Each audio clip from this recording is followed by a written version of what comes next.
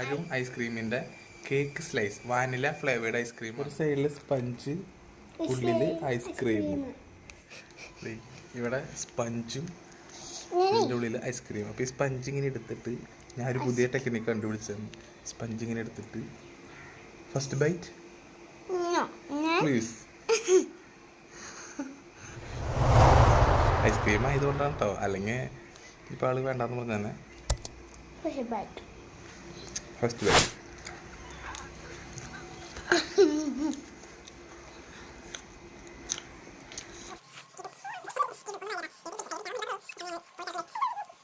അപ്പോൾ എല്ലാവരും ട്രൈ ചെയ്ത് നോക്കിയോളൂ. സൂപ്പർ സാധനം അല്ലേ? അതെ, സൂപ്പർ സാധനം. നല്ല സൂപ്പർ സാധനം. എല്ലാവരും